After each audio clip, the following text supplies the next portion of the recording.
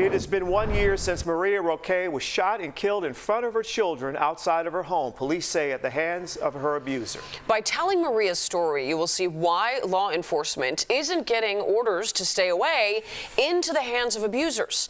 Marissa Perlman is always investigating and has how this goes beyond just a piece of paper. This process is called service. Law enforcement has to physically hand over a court order to an accused abuser, telling them to stay away from their victim. But our investigation found that's getting done at a terrifyingly low rate. Here's why that's important. Without getting served, abusers can't be arrested for violating the order, leaving victims vulnerable to continued violence.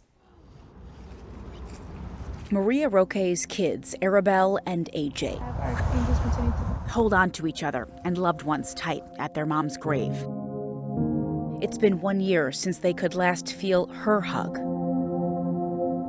You can see how they remember her, mother, sister, always caring and always loved, and now forever missed. Amen.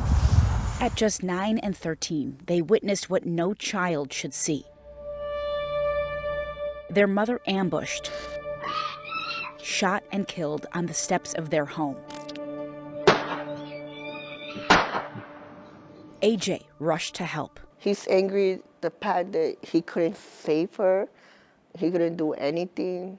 And, seeing her on the floor and trying to do CPR is like, it's a big drama for him. Andres is angry too.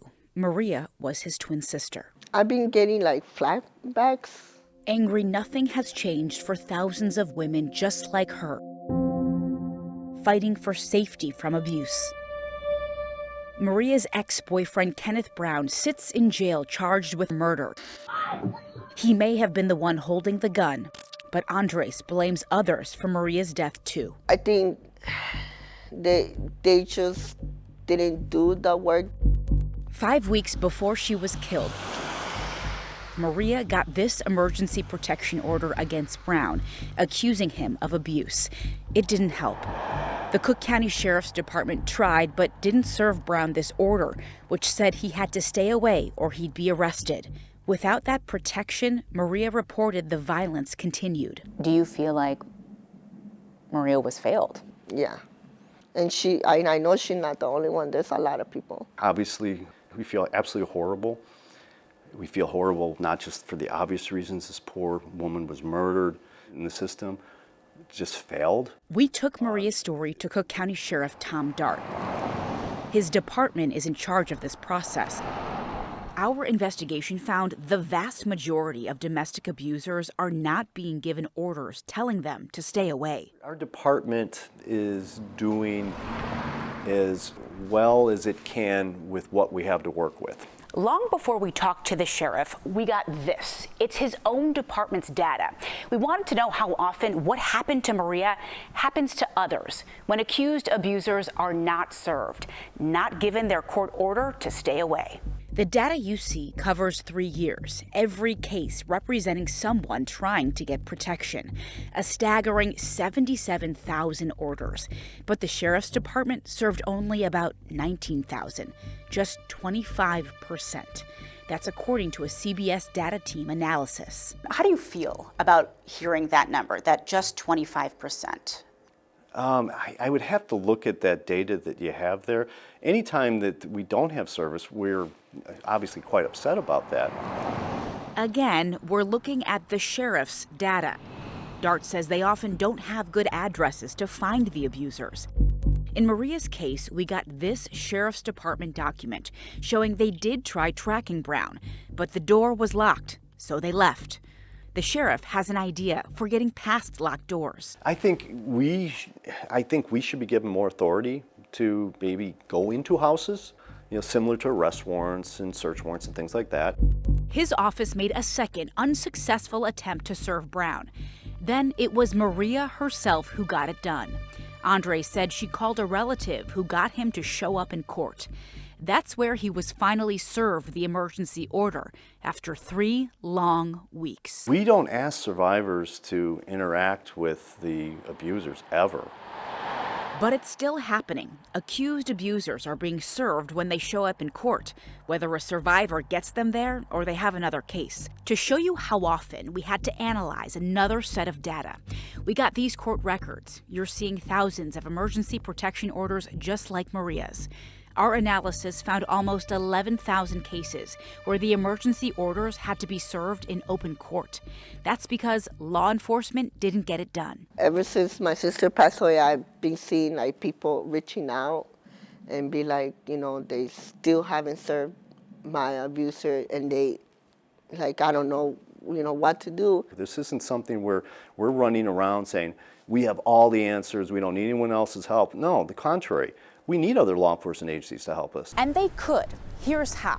When a protection order is granted, it goes into a statewide police database called Leads. Any officer from any department who comes across an abuser, like during a traffic stop, can serve them. Andres now wants the local police departments and the sheriff's department to work together to stop abusers. And I just feel like they should be more connected. Here's what happened to Maria as she waited for the sheriff's department to serve Brown. She got more harassing calls, texts, her windows broken, tires slashed, and this on her birthday last year, her car set on fire. She filed 5 Chicago police reports in 2 weeks. If there's no order of protection and an abuser slashes someone's tires, breaks someone's window, last I checked, that's a crime. Look here. Chicago police saw Maria's protection order had not been served. They could have questioned Brown. More importantly, after each crime, they could have served him the court order. Instead, they suspended the case. More missed opportunities just weeks before Maria was killed. I feel like you letting someone go, they just treat it like a paper, just like it doesn't matter. And I feel like it should matter. All right. Police didn't find Brown to serve him. I just gotta patch you down real quick, okay? They also didn't find him to arrest him. All right, I'm good. You're watching Brown turn himself in after Maria's murder. All right, he's in custody. I just hope this makes like the system better. It makes them think, okay, we felt really bad, let's work this out, let's do something different. But I feel like it's still the same. I used to be a prosecutor. I can tell you this system hasn't changed a heck of a lot since the 80s and 90s. Isn't that terrifying? Yeah, you think about it. We all have basically computers in our pockets. We have the ability to track, it seems, virtually anything, whether or not your package is being delivered or not. But yet somehow we can't find these people.